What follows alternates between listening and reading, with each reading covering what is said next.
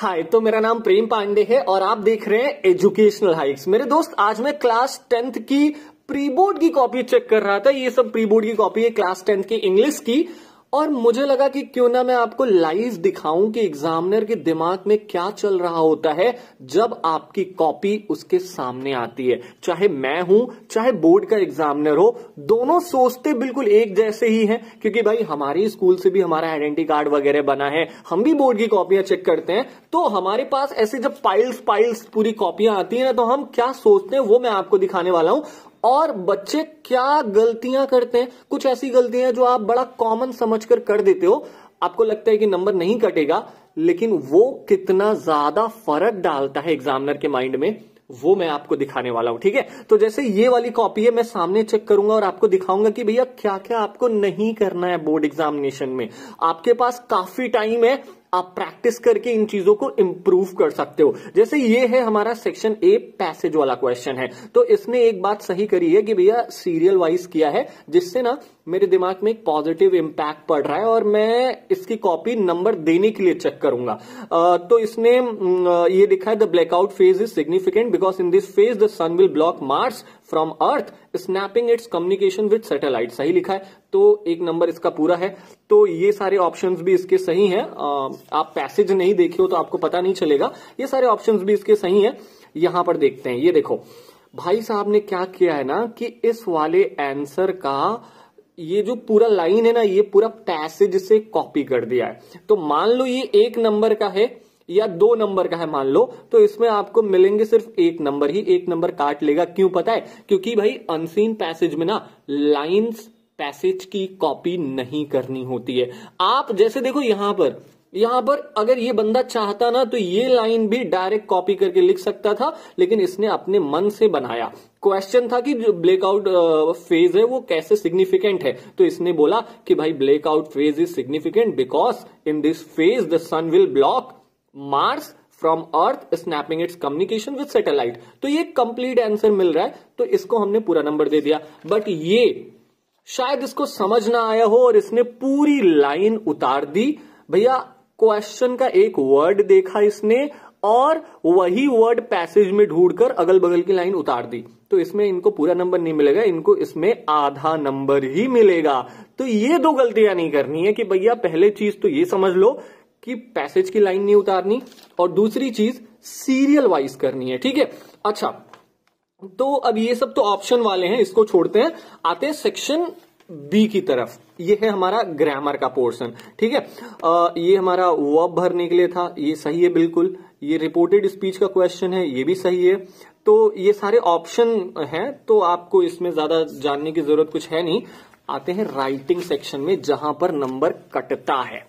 ठीक है, आप देख रहे हो भाई साहब ने मार्जिन दिया, ये देखो 2 लाइन छोड़ दी है यहां पे, और ये देखो यहां भी मार्जिन दिया है इसने, और यहां भी मार्जिन दिया है। ये देखो, ये पता नहीं किसके लिए ये छोड़ के रखा है, ये सब पता नहीं किसके लिए छोड़ के रखा है। ये देख रहे हो, ये पता नहीं किसके लिए छोड़ के रखा है। ये अच्छा, एक बार पढ़ लेते हैं कि इसने लिखा क्या है। ये एक लेटर है, लेटर ऑफ कंप्लेन है about the poor functioning of machine. पढ़ते हैं क्या लिखा है इसने। लिखा है कि I am Naina, a regular customer at your gadget store.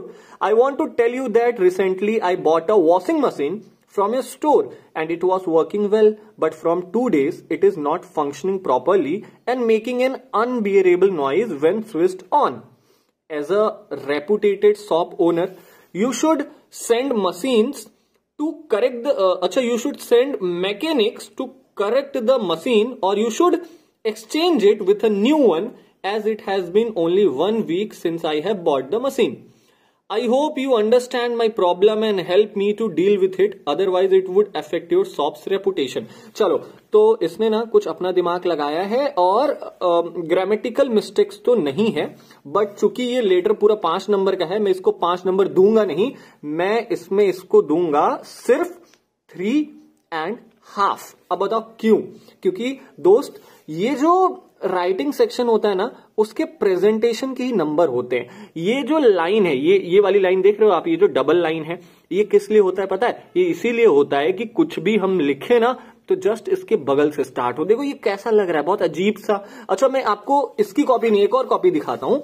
अब ये देखो भाई साहब को देखो, इन्होंने ये लेटर लिखे हैं भाई साहब। ये आपको लग रहा है किसी तरीके से ये लेटर है, और अगर आप भी ये गलतियां करते हो तो देख लो यार, ये मार्जिन किसके लिए छोड़ते हो तुम लोग? ऐसे लेटर लिखा जाता है, ऐसे लेटर लिखते हैं, ऐसे लेटर लिखते हैं भाई साहब। ये मार्जिन काहे छोड़ रहे हो, काहे छोड़ रहे हो ये मार्जिन? सिंपल सा रूल है, अगर लेटर लिख रहे हो तो ये जो डबल लाइन दी रहती है ना, जो डबल लाइन दी रहती है, बस उसी से सटा के लिखो, है ना। ये हो गया सेंडर्स एड्रेस, डेट तो लिखा ही नहीं इसने। ये हो गया receiver's address, subject I am Nana from Mangalore and writing this letter in order to replace my newly ordered। चलो अंदर जो है वो कोई नहीं पढ़ता, लेकिन ये जो प्रेजेंटेशन टिप है ना, इसी को देख के मैं इसको दूंगा सिर्फ 3 नंबर। अब 5 नंबर है तो मैं इसको 2 नंबर भी दे सकता हूं। क्यों? क्योंकि बहुत ही घटिया लिखा है, ये मेरे से क्वेश्चन करने भी नहीं आएगा कि भैया आपने 2 नंबर क्यों दिया। क्यों? क्योंकि मैं आराम से बता सकता हूं ये मार्जिन किस लिए है। क्या ये तरीका है लेटर लिखने का? अच्छा, अब मैं आपको आगे भी दिखाता हूं। चलो इस बच्चे की तो कॉपी, और आप देख सकते हो कितना मार्जिन इसने छोड़ा हुआ है। ये कितनी गंदी लग रही है कॉपी देखने में, आप ये खुद देख सकते हो। अब अगर ये कॉपी एग्जामिनर के सामने जाएगी तो वो आपको कितना ही नंबर देगा, कितना ही नंबर देगा। और ये एक बच्चे की कहानी नहीं है मेरे दोस्त, ये देखो और भी मैं तुमको दिखाता हूं। ये एक बच्चे की कहानी नहीं है किसी की। ये देखो भाई साहब, ये पता नहीं क्या लिख रहे हैं। इनका तो चलो 2 ही 3 पेज में कंप्लीट हो गया, ना राइटिंग सेक्शन अटेम्प्ट किया इन्होंने, ना ही पैसेज वगैरह। इनका तो छोड़ ही दो, 10 नंबर ज्यादा नहीं पाएंगे 80 मार्क्स में से। अच्छा, और भी इनका दिखाता हूं। इनको पता नहीं किस चीज की कमी पड़ी थी, एग्जामिनर पूरी कॉपी देता है भाई साहब। तुमने पूरे साल फीस जमा करी है, तुमको ये कॉपी फ्री मिलेगी। एक कॉपी खत्म हो जाए, बी कॉपी लो। ये लाइन खींच के लिखने की क्या जरूरत है?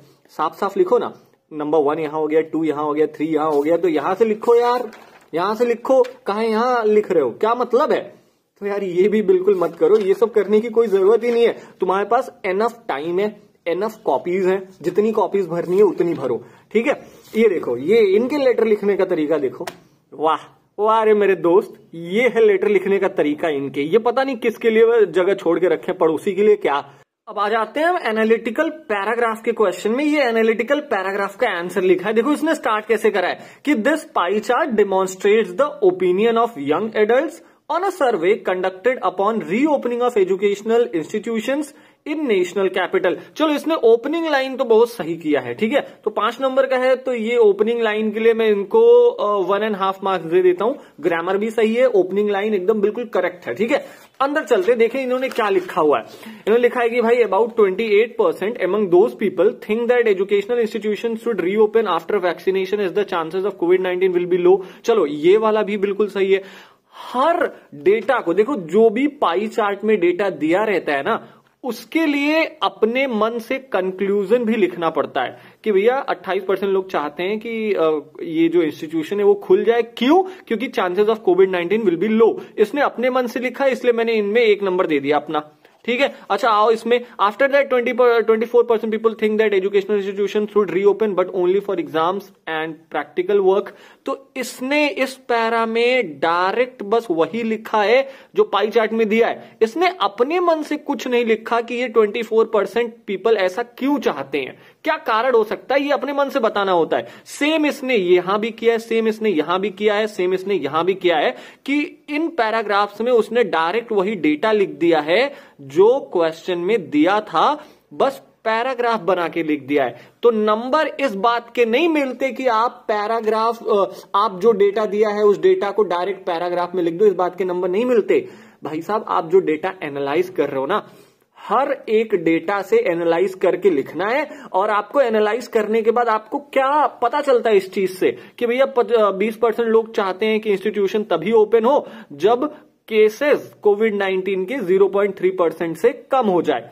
तो इसके आगे हम ऐड कर सकते हैं as it is very communicable disease. अगर बस इसने इतना लिख दिया होता, कम्युनिकेबल डिजीज, तो आप देख रहे हो इसने ये बताया कि 20% लोग ऐसे हैं जो ये चाहते हैं कि 0.3% से अगर कम केसेस हो जाए कोविड-19 के तभी स्कूल्स खोलने चाहिए। क्यों? क्योंकि ये बहुत ज्यादा कम्युनिकेबल डिजीज है। तो ये मैंने अपना टेक अलग से दिया है ना, अपना टेक दिया अलग से। ऐसे ही हर डेटा के पीछे आपको अपना टेक देना है, तब जाकर एनालिटिकल पैराग्राफ कंप्लीट होता है। तो इसने डेटा लिखा है 5 नंबर का है, इसलिए मैं इसको पूरा 5 नंबर तो नहीं, फिर भी 3.5 दे सकता हूं, है ना, 3.5 दूंगा मैं इसको। अब आगे चलते हैं। ये हमारा सेक्शन सी से है, ये हमारा उसी एनालिटिकल पैराग्राफ का एक हिस्सा है, ये सेक्शन सी से है। ओके, बाकी सब हमारा, लेकिन ये सब क्वेश्चन आंसर है लिटरेचर का, बट आप देख रहे हो ना, अगेन लिखने का ये जो तरीका है ये बिल्कुल गलत है। पैसेजेस या कोई भी आंसर ऐसे लिखे नहीं जाते हैं, आपको यहां से स्टार्ट करना होता है मेरे दोस्त। और ये जो आंसर, ये सब जो लिख रहे हो ना, ये इसके लिए ये दिया गया है, यहां पे लिखो ना, यहां पे लिखने की क्या जरूरत है।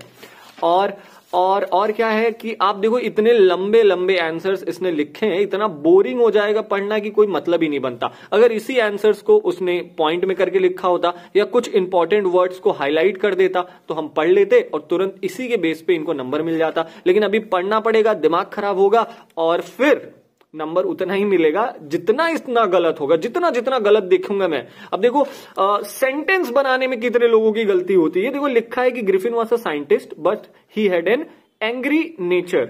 अच्छा, so he burned his previous landowner house which made him to flee away from there, and when some unfavorable conditions arise in the second landowner house, he showed his angry side to owners, due to which he had to run away from there too.